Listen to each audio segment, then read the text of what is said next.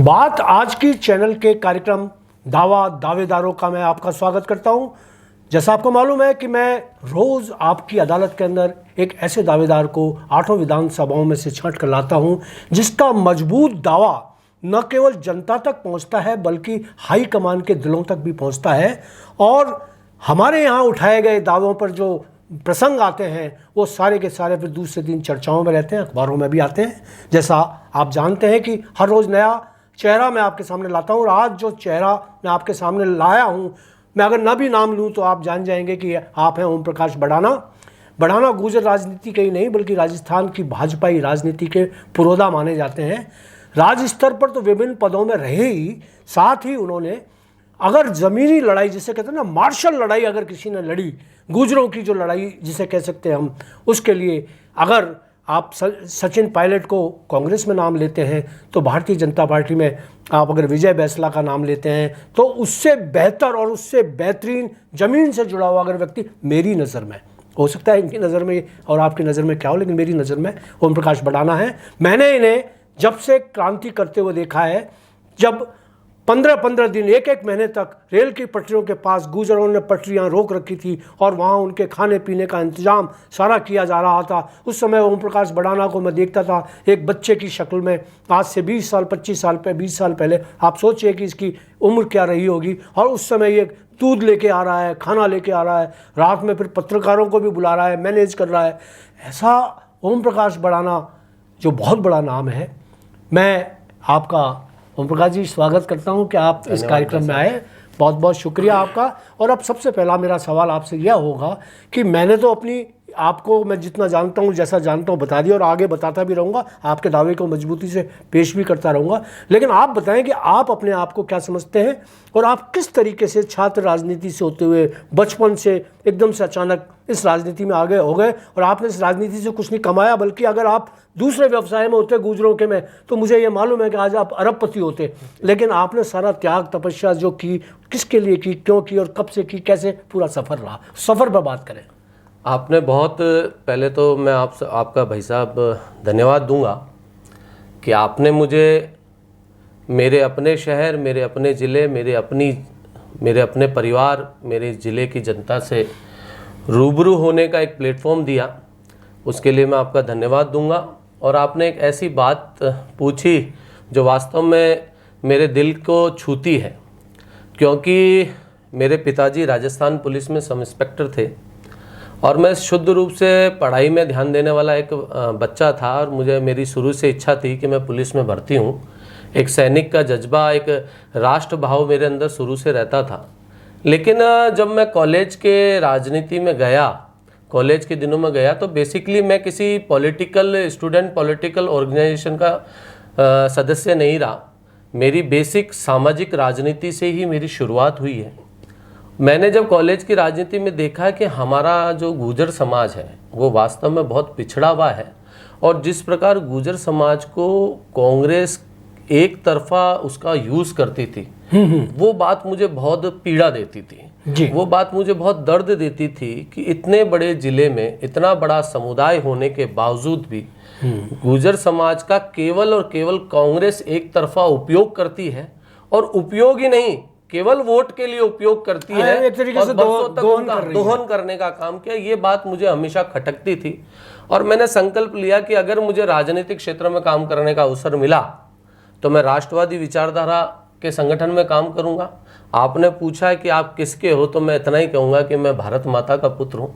मैं भारत माता की सेवा करने का संकल्प लेकर चलने वाला एक गुर्जर समाज का एक बेटा हूँ और भारत माता की सेवा करने के लिए भारतीय जनता पार्टी ने मुझे जो जो अवसर दिए, मैंने अपने कर्म से, अपने प्रारब्ध से, अपनी क्षमता से उस काम को करने का प्रयास किया।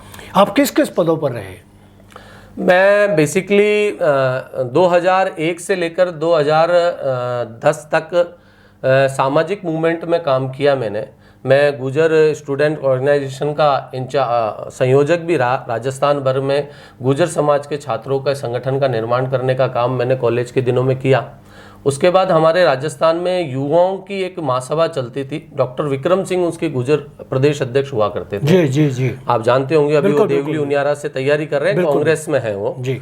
मैं उनके साथ में प्रदेश उपाध्यक्ष रहा उसके बाद आदरणीय कर्नल बैसल किरोड़ी सिंह जी बैसला, जिनको मैं अपना पिता समान दर्जा देता हूँ, जिनके आशीर्वाद से, जिनकी शिक्षा से, जिनके सिद्धांतों पर मैंने चलने का संकल्प लिया और उनकी उस सोच को मैंने अपने जीवन में आत्मसात किया कि अगर वास्तव में आप समाज के अंदर परिवर्तन लाना चाहते हो तो दृढ़ निश्चय, दृढ़ संकल्प के साथ में मेहनत करो और जब भी आपको अवसर मिले समाज के अंदर परिवर्तन लाने के लिए अपना भरसक प्रयास करो।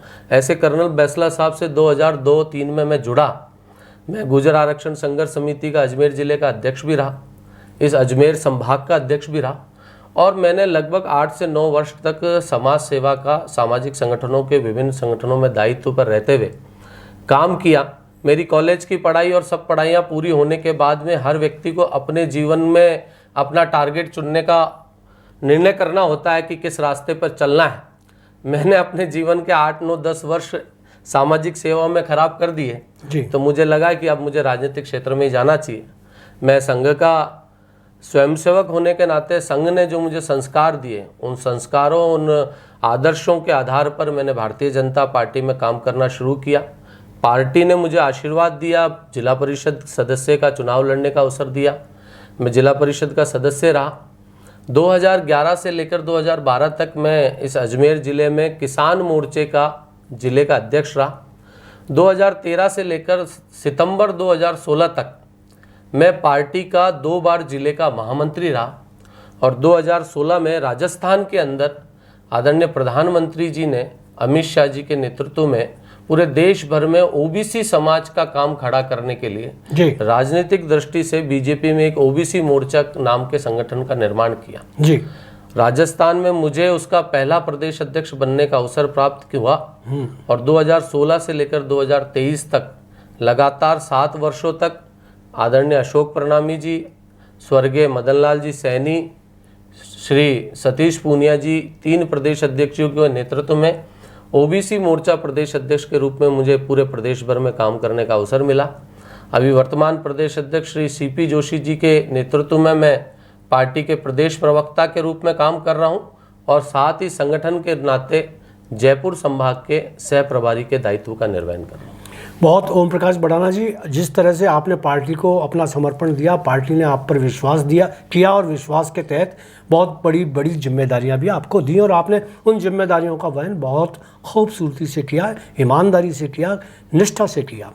अब आप नसीराबाद से टिकट मांग रहे हैं भाजपा की ओर से, जहां ऑलरेडी भाजपा के रामस्वरूप लांबा अभी विधायक हैं। अब मैं उनके विषय में आपसे नहीं पूछूंगा, लेकिन मैं अपनी तरफ से जनता को बता देता हूं कि जैसे पराजित सेना होती है, उसमें कई बार होता है कि बहुत सारे बहादुर लोग होते हैं, वो पराजित सेना में शामिल हो जाते हैं। तो रामस्वरूप लांबा एक पराजित विजयी सेना के अंदर एक पराजित योद्धा की तरह मुझे नज़र आए। वो नसीराबाद का वो विकास नहीं कर पाए जो करना चाहिए था उन्हें या कर सकते थे, जैसे सावन लाल जाट ने किया। मैं उनको बड़ी श्रद्धा के साथ में सावन लाल जाट का नाम ले रहा हूँ। उनके अगर पुत्र थे तो मुझे ये उम्मीद थी कि वो बहुत कुछ करेंगे, लेकिन नहीं कर पाए। खैर एनीवे, ओम प्रकाश बड़ाना, अगर उस राजनीति में जाओगे और उस क्षेत्र में जाओगे, जो क्षेत्र गुर्जर बाहुल्य क्षेत्र है, जहाँ गुर्जरों के हितों की हमेशा अनदेखी की गई और जहाँ जाट जो और दूसरी लॉबी के लोग थे, जैसे कांग्रेस लॉबी के लोग थे, वो वहाँ पर बाकायदा अपना एक लंबा इतिहास बनाते चले गए और बीजेपी वहाँ पिछड़ती चली गई। अब आप जब वहाँ दावेदारी पेश कर रहे हैं तो आप दावेदारी के पीछे क्या क्या दावे रखते हैं?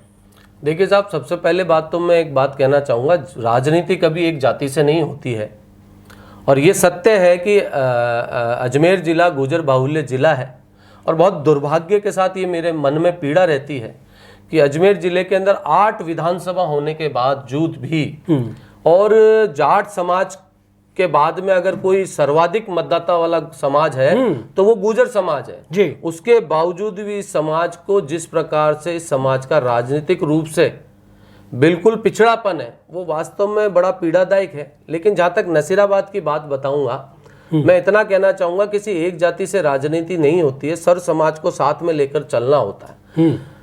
नसीराबाद विधानसभा में अब तक लगातार जो कांग्रेस ने वर्षों तक शासन किया जी, उन्होंने उस विधानसभा के, मैं जिस समाज से आता हूं उस गुर्जर समाज को भी केवल और केवल जाति के नाम पर वोट लेने का काम किया, उनका विकास करने का काम नहीं किया। ना केवल गुर्जर बल्कि उस नसीराबाद क्षेत्र की तमाम जनता के साथ में उन्होंने अन्याय करने का काम किया। मैं टिकट मांग रहा हूं, मेरे मित्र हैं रामस्वरूप लांबा जी, मैं उनके ऊपर किसी प्रकार की टिप्पणी करने का अधिकार नहीं रखता। भारतीय जनता पार्टी का निष्ठावान कार्यकर्ता होने के नाते केवल मैं अपना दावा रख सकता हूं, मेरी इच्छा रख सकता हूं। मैं आपको एक चीज स्पष्ट कर देता हूं कि मैं इस बार टिकट नहीं मांग रहा। मैं 2008 में भी मैंने टिकट मांगा, 2013 में भी मैंने टिकट मांगा, 2014 में जब बाई इलेक्शन हुए तब भी मैंने टिकट मांगा, 2018 में भी मैंने टिकट मांगा और मैं 2023 में भी टिकट मांग रहा हूं। और मेरा टिकट मांगने के पीछे केवल और केवल पार्टी के अंदर एक आधार, जो संगठन के कार्यकर्ता के नाते काम करने का जो बात है वो तो है ही। उसके अलावा मैं बार बार संगठन के सामने ये विषय को रखता हूं कि अजमेर जिले के अंदर जितनी बड़ी तादाद में गुर्जर मतदाता निवास करता है, कांग्रेस केवल और केवल गुर्जर समाज को जाति के नाम पर, वो एक टिकट देने के नाम पर गुमराह करने का काम करती है और पूरे जिले के वोटों को लेकर आजादी के बाद से लेकर अब तक इस गुर्जर समाज का केवल और केवल शोषण करने का काम किया। मेरी दिल से इच्छा है कि अगर भारतीय जनता पार्टी गुर्जर समाज के किसी कार्यकर्ता को अजमेर जिले के अंदर किसी भी सीट पर अवसर देने का मौका देगी तो मैं इस मंच से कह सकता हूं कि अजमेर जिले के अंदर गुर्जर समाज के अंदर कांग्रेस को खत्म करने का बीड़ा अगर कोई उठाएगा तो उसमें पहला व्यक्ति होगा ओम प्रकाश भड़ाना। क्योंकि भारतीय जनता पार्टी एक ऐसा संगठन है साहब जो 36 कौम को साथ लेकर चलकर राष्ट्रवादी विचार के तहत समाज निर्माण करने का काम करती है। बिल्कुल बढ़ाना जी, लेकिन एक सवाल है जो मतलब मैं एक अबोध तरीके से आपसे पूछना चाहूँगा, सवाल बहुत महत्वपूर्ण है जी। आपने इतनी बार टिकट मांगी और भारतीय जनता पार्टी ने आपको टिकट नहीं दिया। आपको कभी जिस इलेक्शन के अंदर आप टिकट मांगते हैं आपको टिकट नहीं दी जाती और आपको शायद इस बार मिल जाए, न भी मिले, पर आप इतना का आपका विद्रोह का मन नहीं करता, आपकी बगावत नहीं करना, आप ऐसा नहीं सोचते कि यार जो पार्टी मुझे कुछ देंगी, ये भी पार्टी उन्हीं की तरह से चल रही है तो फिर मुझे क्या? तो ऐसा आपका योद्धा मन जो है वो कभी कभी मुट्ठी नहीं तानता? आपकी बात में के दो आधार हैं। एक, मैं इसके लिए तो क्या कह सकता हूँ, मैं इतना कह सकता हूँ कि मेरे अंदर का योद्धा तो मुझे उद्वेलित करता है, लेकिन जो संगठन से मैंने जो संस्कार पाए, जो चीजें मैंने संगठन से सीखी है जी। और इसमें भी कोई दोहराई नहीं है कि आज आपके मंच पर इस कुर्सी पर बैठा हूँ, इस लायक भी मुझे संगठन ने बनाया। मुझे अनेकों दायित्व दिए, उन दायित्वों से मेरी पहचान पूरे राजस्थान में बनी और वो पहचान भारतीय जनता पार्टी के कारण बनी।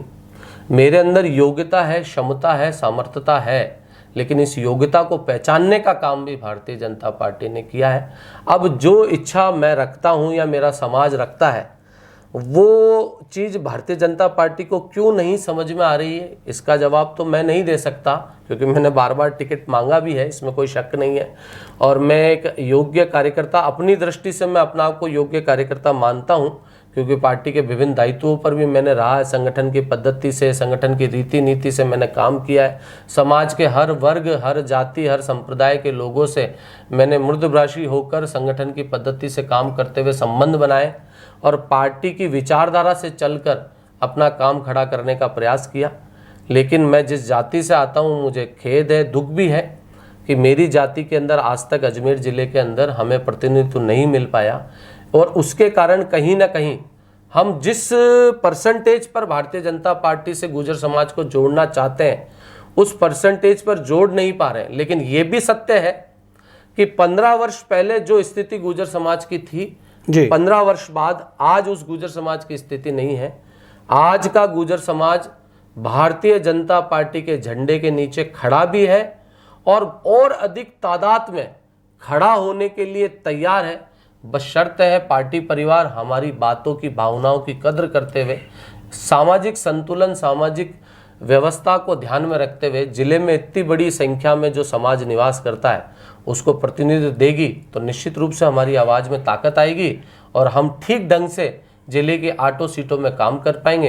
अंत में जो पार्टी का निर्णय होगा वो मुझे स्वीकार होगा। ओम प्रकाश जी, एक बहुत बढ़िया सवाल पूछना चाहूँगा आपसे और बिल्कुल बातचीत के दौरान में अपना दावा तो आपका जा ही रहा है, जनता तक आपकी बात पहुँच रही है सारी। एक समय था जो मुझे याद है कि जब सिर्फ और सिर्फ गुर्जर समाज को एक गाय माना जाता था। कांग्रेस की गाय है, जो गाय दूध देती रहेगी, उसके लिए हर चुनावों में वो उसको दूध ले। और दिक्कत ये थी कि भारतीय जनता पार्टी की विचारधारा का कोई युवा गुर्जर अगर उनके साथ खड़ा होता था तो वो डरता था कि कहीं ऐसा ना हो कि यार लोगों को मालूम चल जाए। यानी कि समाज में भी भारतीय जनता पार्टी के रग-रग में, समाज की रग-रग में भारतीय जनता कांग्रेस शामिल हो चुकी थी। उसको हमने किस तरह से तोड़ा और समाज ने कैसे तोड़ा? बहुत अच्छा सवाल कहा आपने, और ये सत्य भी है। इसमें दो चीज़ें मुझे बड़ी मददगार मिली जी। ये बिल्कुल सत्य है कि एक समय था जब भारतीय जनता पार्टी के झंडे के नीचे गुर्जर समाज का कोई आदमी काम करता था तो कांग्रेस की जड़ें और कांग्रेस की गहराई समाज के बहुत घर घर तक पहुंची हुई थी। बिल्कुल। इसके कारण बीजेपी में काम करने वाले आदमी को बड़ी दिक्कत आती थी। मुझे उस चीज को पार पाने में दो चीजों ने बड़ी मदद करी। पहली मेरी संगठन के संस्कारों ने, दूसरा गुर्जर समाज के जो गुर्जर आरक्षण आंदोलन का जो दौर चला 2001 से लेकर 2010 तक का जी। उस दौर में मैंने बीजेपी की गवर्नमेंट में भी मैंने मुख्यमंत्री वसुंधरा राजे जी का विरोध किया था जी। अशोक गहलोत जी की गवर्नमेंट में भी मैंने निष्पक्ष भाव से, चाहे कांग्रेस की गवर्नमेंट थी चाहे बीजेपी की गवर्नमेंट थी, मैंने 10 वर्षों तक समाज का निष्पक्ष भाव से काम किया। उस काम को जब समाज ने मेरी देखा तो उसके कारण मेरी एक छवि समाज में, एक सकारात्मक छवि बनी और समाज को लगने लगा कि ये बच्चा जो है समाज हित में काम करता है और सही दिशा में काम करता है। और जब मैं भाजपा में आकर काम करने लगा तो जिस प्रश्न को आपने अभी रखा, वो समस्या मुझे जब फेस होने लगी तो वो उस दौर के अंदर जो मैंने काम करके एक छवि बनाई थी, एक इमेज बनाई थी, उस इमेज का लाभ मुझे समाज के अंदर मिला। समाज मेरी बात को सुनता था, मानता था। समाज की जाजम पर मैं जब जाकर अपनी बात को कहता था तो समाज ही मेरी मदद करता था कि नहीं, ओम प्रकाश भड़ाना अगर कुछ बोल रहा है तो इसकी हमें सुननी चाहिए, मानना नहीं मानना हमारे हाथ में है। तो वो लगातार हम चलते रहे, करते रहे। बड़ी परेशानियां भी आई समाज के अंदर। कुछ कांग्रेस के जो समाज के लोग थे उन्होंने हमें समाज भाजपा का दलाल भी कहा और बिकाऊ भी कहा। हाँ, बिल्कुल। बहुत सारी बातें समाज के अंदर, समाज को, हमारे लोगों को बदनाम करने के लिए लोगों ने चलाई, लेकिन हमने धैर्य रखा, बहुत निष्ठा और समर्पण के साथ में पार्टी का काम किया। और समाज के आम समाज ने, आम गुर्जर समाज ने भी हमारी भावनाओं को और हमारे काम को तहरीर दी, सम्मान दी, इज्जत दिया। इसके कारण धीरे धीरे धीरे धीरे आज पूरे जिले के अंदर, मैं आपको इस प्लेटफॉर्म से आज एक बात क्लियर करना चाह रहा हूं कि आज अजमेर जिले के अंदर भारतीय जनता पार्टी की शहर और देहात दो संगठन के जिले हैं जी। दोनों जिलों को अगर जितने मंडल अध्यक्ष, हमारी मंडल इकाई होती है जी, 4 तो भाजपा के मंडल अध्यक्ष गुर्जर समाज से आते हैं, भारतीय जनता पार्टी के 2 मोर्चों के जिला अध्यक्ष गुर्जर समाज से आते हैं जी। कम से कम 20 से 25 पंचायत समिति के सदस्य गुर्जर समाज के बीजेपी से हैं जी। जिला परिषद का सदस्य बीजेपी से है जी। पार्षद गुर्जर, नगर निगम में एक पार्षद गुर्जर समाज का बीजेपी से है। बिल्कुल है। प्रदेश में मोर्चों के पदाधिकारी बीजेपी के गुर्जर समाज के अजमेर जिले से, और मैं स्वयं इस अजमेर जिले के गुर्जर समाज से आता हूं। और मैं स्वयं, आज भारतीय जनता पार्टी ने मुझे पार्टी का स्पोक पर्सन बना रखा है। तो आज अजमेर जिले का गुर्जर समाज भारतीय जनता पार्टी से बहुत बड़ी तादाद में जुड़ा हुआ है और भारतीय जनता पार्टी के पक्ष में आने वाले चुनाव में भारी संख्या में मतदान कर इस अजमेर जिले की हर विधानसभा में कमल खिलाने के लिए कृत संकल्पित है। बस मन का एक भाव, मन की एक इच्छा और इस समाज को कांग्रेस मुक्त करने का जो सपना हम सब लोगों ने देख रखा है, उसके लिए हम पार्टी से ये उम्मीद करते हैं कि जिले में 8 विधानसभा है, 8 विधानसभा में गुर्जर मतदाता प्रभावी भूमिका में, किशनगढ़, केकड़ी, पुष्कर, मसूदा, नसीराबाद, ये 5 विधानसभा तो ऐसे हैं जहां पर गुर्जर मतदाता निर्णायक भूमिका में है। ऑफ कोर्स, अगर उन्होंने निर्णय कर लिया कि हमें इस दिशा में जाना है तो उसी दिशा में खड़ा होने वाला प्रत्याशी या उस विचारधारा का प्रत्याशी ही चुनाव जीतता है। जी जी। अजमेर उत्तर दक्षिण में भी हम अच्छी संख्या में है। अगर आज अजमेर दक्षिण में भी देखें तो 10,000 प्लस गुर्जर मतदाता, अजमेर उत्तर में भी 8 से 10,000 मतदाता है। 8 विधानसभा में गुर्जर मतदाता है। कांग्रेस केवल और केवल एक टिकट देने के नाम पर पूरे जिले के गुर्जर समाज को भाजपा से दूर रखने का षड्यंत्र रचती है। उस षड्यंत्र से गुर्जर समाज को मुक्त कराने की हमारा सपना है और पार्टी से हम इच्छा रखते हैं कि अजमेर जिले की 8 विधानसभा में से मैं निश्चित रूप से नसीराबाद से मांगता हूं, लेकिन एज ए गुर्जर मैं आज इस प्लेटफॉर्म से कह के जा रहा हूं कि भारतीय जनता पार्टी जिले में किसी भी गुर्जर भाजपा के कार्यकर्ता को टिकट देगी। हम सब मिलकर जिले की 8 सीटों को जिताने का काम करेंगे। भाजपा को मजबूत कर रहे हैं और मजबूती से काम मजबूत करने का काम करेंगे। बढ़ाना जी, एक सवाल और। मैं ये मानता हूं कि आपका दावा जनता तक पहुंच गया। मैं ये मानता हूं कि दावा आपके राजनीतिक दल जिसके आप सदस्य हैं उन तक पहुंच गया और आपको टिकट नसीराबाद से फाइनल हो गई। नसीराबाद के आप इलेक्शन लड़ा और आप जीत भी गए, आप विधायक बन गए। विधायक बनने के बाद आप नसीराबाद का विकास किस तरीके से करेंगे जो आज तक नहीं हुआ? क्या एजेंडा आप नसीराबाद की जनता के बीच में लेकर जाएंगे? आपने बहुत अच्छा सवाल किया। वर्तमान में हमारे वहाँ अभी विधायक मेरे भाई मेरे मित्र रामस्वरूप जी लांबा है। 5 साल से वो विधायक हैं और उस क्षेत्र की जनता के हितों के लिए संघर्ष भी कर रहे हैं। समय समय पर उस क्षेत्र की जो भी समस्या है उसको वो उठाते भी हैं। मेरे बहुत अच्छे मित्र हैं, हम आपस में डिस्कशन भी करते हैं। लेकिन मैं इस मंच के माध्यम से ये कहना चाहूँगा, आपने बहुत अच्छा सवाल किया। नसीराबाद में बरसों तक कांग्रेस का विधायक रहा साहब। पीसांगन अजमेर जिले की सबसे बड़ी ग्राम पंचायत है। पीसांगन एरिया के आसपास लगभग 50 से 70 हजार मतदाता निवास करता है। आज वहां पर एक ठीक ढंग का अस्पताल भी नहीं है। बिल्कुल। वहां पर कोई महाविद्यालय नहीं है। बच्चे पढ़ने के लिए 50 किलोमीटर दूर या तो नसीराबाद आते हैं या अजमेर आते हैं। अजमेर नसीराबाद के अस्पताल की हालत आप देखेंगे तो ये हालत है कि दीवालों पर पीक थूकी गई है। इतना गंदा अस्पताल की बीमार आदमी को आप अस्पताल लेके जाओगे तो वो और बीमार हो जाएगा जी।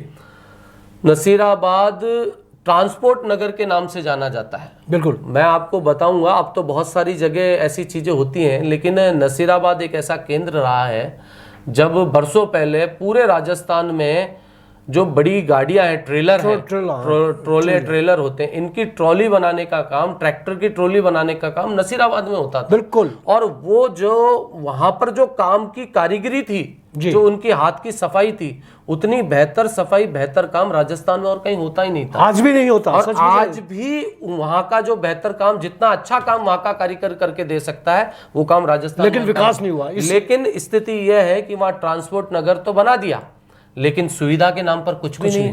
कारीगर को कोई सुविधा नहीं, कोई प्रशिक्षण कोई नहीं, कोई उनको अनुदान नहीं, बिजली की कोई व्यवस्था नहीं, डेवलपमेंट नहीं, कोई उनके हेल्थ को लेकर, उनके फ्यूचर्स को लेकर कोई प्लानिंग नहीं। और ट्रांसपोर्ट नगर केवल नाम का ट्रांसपोर्ट नगर है, ठप है। उस ट्रांसपोर्ट नगर की जो प्रगति होनी चाहिए थी, वो प्रगति कांग्रेस को लगातार हमने वहां विधायक दिया, लेकिन उन्होंने विधायक होने के बाद में वो प्रगति नहीं दी। अगर मुझ जैसे कार्यकर्ता को अवसर मिलेगा तो मैं ये कह सकता हूं कि हम ट्रांसपोर्ट नगर को आगे बढ़ाने का काम करेंगे। उस क्षेत्र में, उस ट्रांसपोर्ट क्षेत्र से जुड़े हुए लोगों के स्किल को और मजबूत करने की दिशा में हम प्रयास करेंगे। उस ड्राइविंग लाइन के क्षेत्र के जो लोग हैं, उनके फ्यूचर को कैसे सिक्योर किया जा सकता है, उसकी प्लानिंग करेंगे। वहां पर उस क्षेत्र का समुचित विकास होकर कारीगर और रोजगार को और ट्रांसपोर्ट क्षेत्र को, ट्रॉली निर्माण के काम को और कैसे राजस्थान क्षेत्र पर उठाया जा सकता है, उस दिशा में प्रयास करेंगे। छावनी पर एक बीच में इसी बात को, क्योंकि फिर छावनी वाला आपका नेक्स्ट मुद्दा लेंगे। इसमें 2 तरीके के लोग हुए। एक तो वो जो ट्रॉला बनाते हैं, जो कारीगर हैं, और एक ड्राइवर्स। एक आप देखिएगा कि जो ट्रांसपोर्ट कंपनी जितने, नसीराबाद के ड्राइवर जितने हैं, आज भी हैं और कल भी थे, लेकिन उनके जीवन स्तर को सुधारने का कोई प्रयास नहीं किया गया। उनके लिए कहीं कोई बेहतर स्किल बढ़ाने का कोई ड्राइविंग स्कूल हो, ड्राइविंग कॉलेज हो, उनको बेहतर तरीके से यातायात के नियम सिखाए जाएं, सड़क सुरक्षा कैसे होती है, सड़क सुरक्षा कैसे, कुछ नहीं है। मैं वही कहना चाह रहा हूँ, उस पर आप मैं वही बता रहा था आपको कि ट्रांसपोर्ट में ट्रोला निर्माण और ट्रॉली निर्माण का विषय तो है, उसके अलावा सबसे बड़ा ट्रांसपोर्ट एरिया भी नसीराबाद है। और मैं आपको बताना चाहूं कि नसीराबाद विधानसभा का लगभग 30%, ज्यादा नहीं तो 25 से 30% परिवार ड्राइविंग क्षेत्र से अपनी आजीविका चलाते हैं। क्या बात है, ये बड़ी बात है ना, बहुत बड़ा। और उन लोगों के फ्यूचर को लेकर आज तक कभी कोई प्लान नहीं किया और बरसों तक हमने उसको, कांग्रेस को सीट दी। पहली बार हमारे विधायक बने 5 साल के लिए। आज से पहले कभी हमारा विधायक, एक बार सावरलाल जी बने थे, लेकिन 6 महीने बाद ही वहाँ उपचुनाव में कांग्रेस फिर जीत गई। पहली बार ही 5 साल के लिए हमारा विधायक बना, लेकिन बरसों तक वहाँ कांग्रेस का विधायक बनता है और कांग्रेस को जनता ने विधायक बनाने के बाद भी उन्होंने उसकी सुनवाई नहीं करी। उन ड्राइवरों के भविष्य की, उनका फ्यूचर सिक्योर करने के लिए, उनके बच्चों को रोजगार देने की, शिक्षा देने की और अन्य हेल्थ सुविधाएं देने की, सड़क सुरक्षा सप्ताह जो विषय चलता है उसके नाते उनको प्रशिक्षण देने के विषय कुछ भी नहीं हुआ। और हम जैसे लोगों को, और भाजपा की सरकार आई और भाजपा का वहाँ विधायक बना, तो हम आपको विश्वास दिलाते हैं कि ट्रांसपोर्ट क्षेत्र को और ड्राइविंग क्षेत्र में जो काम करने वाले लोग हैं उनके फ्यूचर को ठीक करने और मजबूत करने की दिशा में हम लोग सार्थक काम करेंगे, सार्थक प्रयास करते हुए आगे बढ़ने का काम। प्रधान जी, अब वो छावनी वाला जो आप सवाल उठा रहे थे, मैं बीच में माफी चाहूंगा, बिल्कुल, बहुत आप उस पर आइए। छावनी परिषद वाला विषय, तो आप तो इस अजमेर के जिले के बहुत पुराने बाशिंदे हैं। छावनी परिषद के कारण किस प्रकार नगर छावनी परिषद क्षेत्र में रहने वाले नसीराबाद के बाशिंदों की क्या हालत है, बूचड़ खाने का जो प्रसंग है, विषय है, वो आप बहुत अच्छे से जानते हैं। मैं उसको ज्यादा लंबा, मैं नसीराबाद में पढ़ा हुआ हूँ, व्यापारिक स्कूल का क्या हालत, व्यापारिक स्कूल तो किस तरह से वहां पर बदबू रहती है, पास के तालाब की, और वो जो बहुत, और छावनी परिषद के नियमों के कारण किस प्रकार वहां स्वच्छता की कोई व्यवस्था नहीं, कचरे उठाने की कोई व्यवस्था नहीं, लोगों को अपने मकानों के पट्टे नहीं, वो लोन नहीं ले सकते, वो उसका तोड़ फोड़ करके ठीक नहीं कर सकते, किसी प्रकार का निर्माण नहीं कर सकते,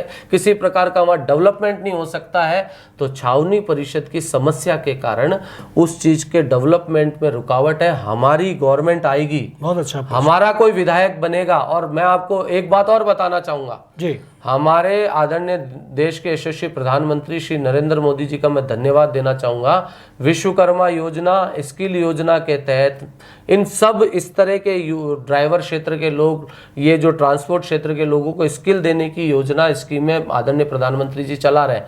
और छावनी परिषद के लिए भी देश भर में ऐसी जितनी भी छावनी परिषदें हैं उनको, उसमें रहने वाली आबादी क्षेत्र को छावनी परिषद में से मुक्त करने की दिशा में भी केंद्र सरकार काम कर रही है।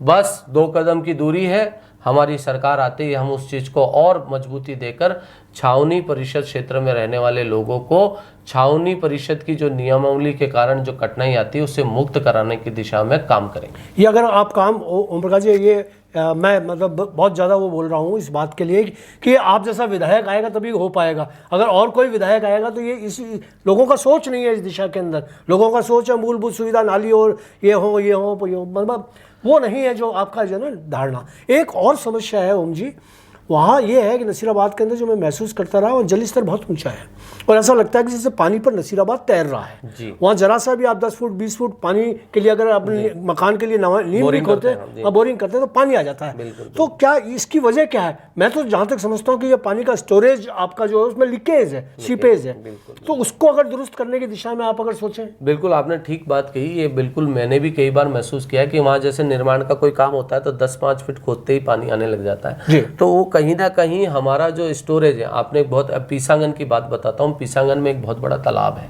जी, वो बरसों से भरा नहीं है।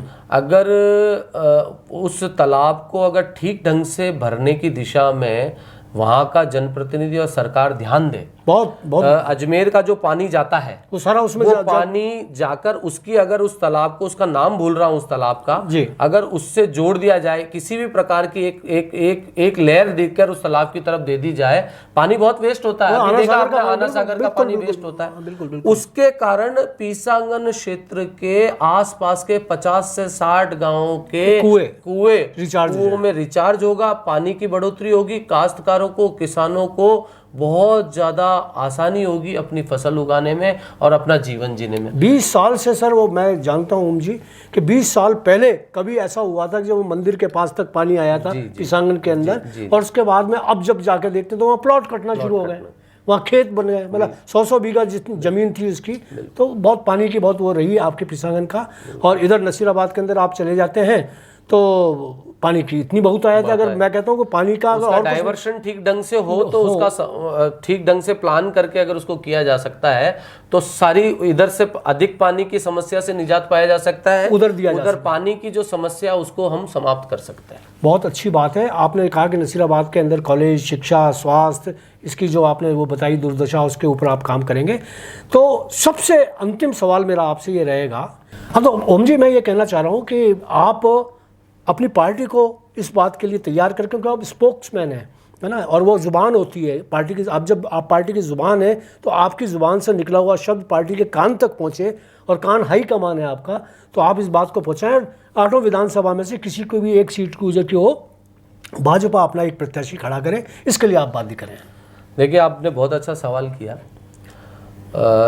मेरा ऐसा मानना है, जो व्यक्ति राष्ट्र का नहीं वो जात का नहीं, जो जात का नहीं वो परिवार का नहीं, और जो परिवार का नहीं वो अपनों का भी नहीं, तो भारतीय जनता पार्टी राष्ट्र प्रथम के भाव से काम करने वाली पार्टी है। हम राष्ट्रीय विचारधारा के तहत काम करने वाले लोग हैं, और इसमें ये सत्य है कि सभी समाजों को अवसर मिलना चाहिए। लोकतंत्र में सर गिने जाते हैं, और ये बात बिल्कुल ठीक है कि अजमेर जिले के अंदर बहुत बड़ी संख्या में गुर्जर मतदाता निवास करता है जी।